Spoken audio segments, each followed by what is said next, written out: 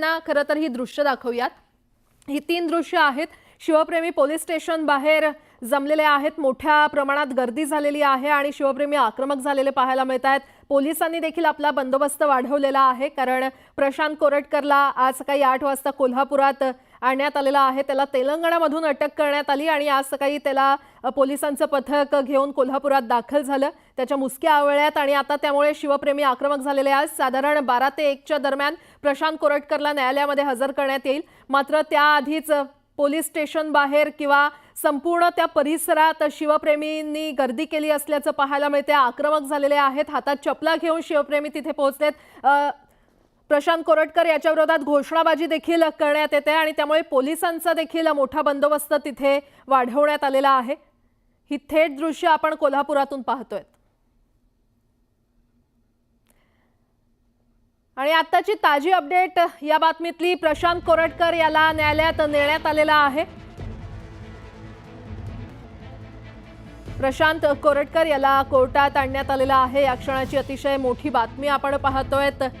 आज सकाळी 8 वाजता पोलिसांचं पथक प्रशांत कोरटकर याला घेऊन कोल्हापुरात दाखल झालं आणि पोलीस स्टेशन बाहेर शिवप्रेमींची गर्दी पाहता प्रशांत कोरटकर याला पाठच्या दारानं आता कोर्टात आणण्यात आलेला आहे।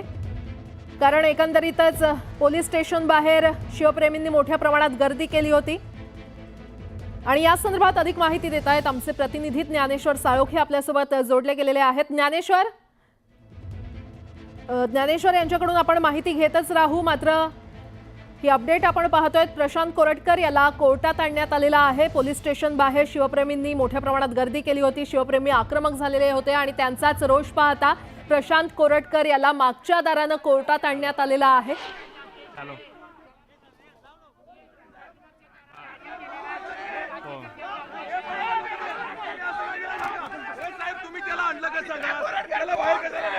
हा रोष आपण शिवप्रेमींचा पाहतोय। पोलीस स्टेशन बाहेर शिवप्रेमींनी मोठ्या प्रमाणात गर्दी केलेली आहे आणि त्यांचा रोष पाहता पोलिसांनी मागच्या दारानं पोलीस ठाण्यातून प्रशांत कोरटकरला आता न्यायालयामध्ये आणण्यात आलेला आहे। अधिक माहिती देत आहेत आमचे प्रतिनिधी ज्ञानेश्वर साळोखे आपल्यासोबत जोडले गेलेले आहेत। ज्ञानेश्वर, प्रशांत कोरटकरला मागच्या दारानं कोर्टात नेण्यात आलं असल्याचं कळतंय, काय अपडेट? आंदोलकांना चकवा देता येते। प्रशांत कोरटकर याला मागच्या दाराने पोलिसांनी कोर्टामध्ये आता हजर केलेलं आहे।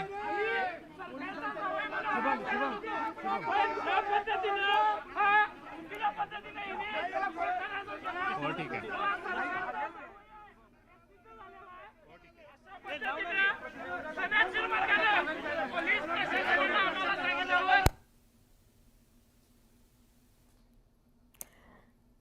ही 2 दृश्य आपण पाहतोय। पोलीस स्टेशन बाहेर शिवप्रेमींचा हा जमाव जमलेला आहे। शिवप्रेमी आक्रमक झालेले आहेत आणि दुसरी दृश्य आहेत प्रशांत कोरटकर याला मागच्या दारानं कोर्टात नेण्यात आलेला आहे।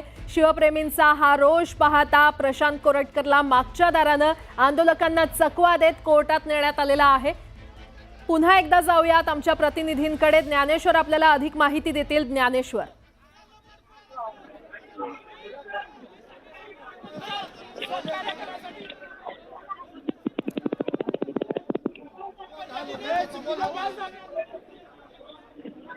ज्ञानेश्वर, प्रशांत कोरटकरला आता कोर्टात हजर करण्यात आलं असल्याचं कळतंय। प्रशांत कोरटकरला पोलिसांनी मागच्या दारानं आहे ते आता कोर्टामध्ये हजर केलेलं आहे। खरं तर शिवप्रेमीचा रोष आहे तो या सगळ्या परिसरामध्ये पाहायला मिळाला होता।